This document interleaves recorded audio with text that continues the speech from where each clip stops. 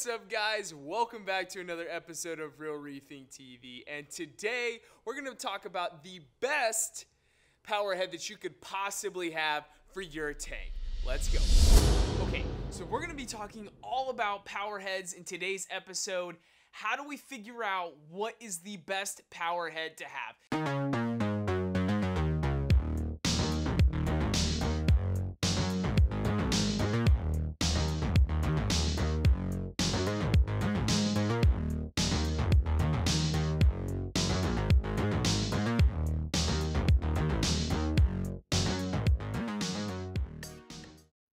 How do you know what is the best power head to have, right? Which power head is the best out of all of them to have? And so that's what we're going to answer in this episode. You know, flow is one of those really tricky things that a lot of people actually say that flow in your tank is more important than actually the light. I agree with that, and here's why. You know, flow is really your coral's only way to get rid of waste. It's their only way to bring food to them other than the sunlight that they're getting from your lights.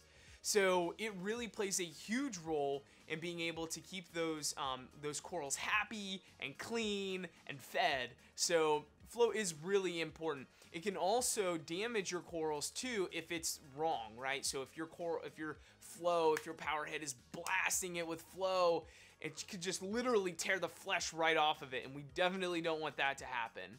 So what we do is we need to make sure that we have gentle, wide flow that's going to make sure that we bring new nutrients and food, being able to have enough flow to get rid of the waste, and flow that's random. It's not going to be the same direction all of the time. So those are kind of some of the things that we're looking for. So number one, like I said earlier, is making sure that you're taking into consideration the size and the shape of your tank. So you may have a tank that is tall, you may have a tank that's long, you may have a tank that's deep, you may have a tank that's all of those things, and it's a big cube, right? So you need to think about the shape of your tank, but also the size.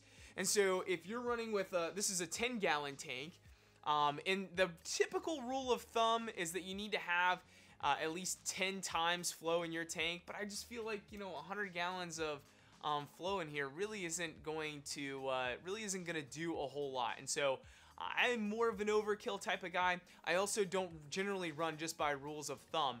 I want to make sure that the corals look happy and that their tentacles are swaying and their polyps are swaying, and that they have full polyp extension where they're really reaching out there and saying hello. So that's what I'm looking for. But how do we do that? How do we figure out if that's what's going to happen before we've even put water in this thing, right? Or before we even buy the power head that we're looking at, right? Because we need to have that before we start putting corals in and fish in, for that matter. So it's something to think about.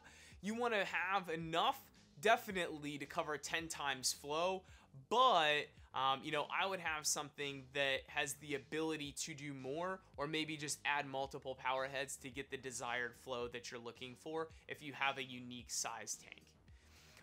Now, also, the second piece to this is taking into consideration the inhabitants that you have inside of the tank, right? So if you're going to have soft corals, you may not need very much flow. You could probably stick to more of that 10 times flow.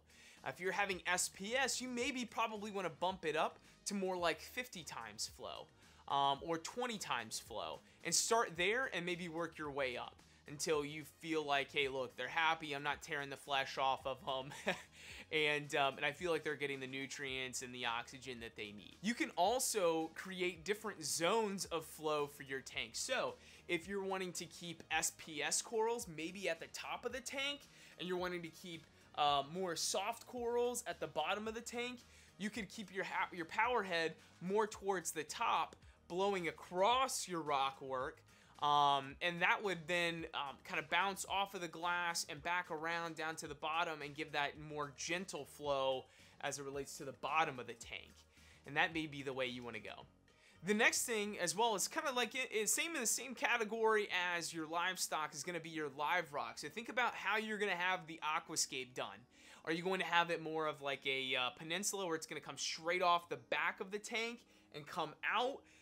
Or are you going to have more of a just kind of like a rock wall, if you will, and everything's going to be pushed up against the back? Are you going to have more of an island style where it's going to be, there's going to be space all the way around the rock work and maybe some caves and tunnels underneath? So if you're going to have more of the island style, it'd be great to have the flow go all the way around the rock work and just provide flow all the way around. But if you're going to have more of a rock wall effect, then maybe you want to put something underneath the rock work in the back to make sure that all of the detritus gets blown out of the back of there, and something up top to generate flow around the general area of the tank. And then finally, when you're thinking about power heads and placements of them, and then finally, when you're thinking about the placement and the power head that you're gonna buy, think about the controllability factor. And not just controllable in the fact that you can go from, you know, a lower flow amount to a higher flow amount with DC pumps, but also the ability to program them as well, and being able to say, okay, I want you to be this flow intensity and this wave pattern at this point in time of the day, and then later on, I want you to be at this flow pattern at this time of the day. And that creates what we like to call random flow, and random flow is awesome for reef tanks. That way you don't have just one direction of flow, making your corals do that weird bendy thing where they just kind of stick in one direction. We definitely don't want that. So random flow is awesome, and it makes sure that your detritus doesn't necessarily just kind of settle in one area of the tank. So really good tip for you there is to be able to have and create random flow. If your tank is big enough and it allows for it, there are random flow makers as far as like for your return pumps. I have them on my tank. You can use sea swirls or sea sweeps to be able to do that for you. I'll link those up in the description below so you can find those. I have a couple of them on my tank and they're great, and they just oscillate 100 all day long and keep flow going in different directions in the tank. So, what power head is the best power head that's going to accomplish all of that for you? Well, there really isn't a single power head that's going to be able to do all of those things necessarily, but what I'm really excited to use on this tank is the Ice Cap Gyre 1K, and what that's going to do, I'll give you guys a peek at it there. What this is going to do is allow me in this very small tank to be able to control it all the way from 500 gallons an hour all the way up to 1,000 gallons an hour, and I can remove one of the sides of the power head and then get it all the way down to 250 gallons an hour if I feel like that's not, if I feel like 500 is too much.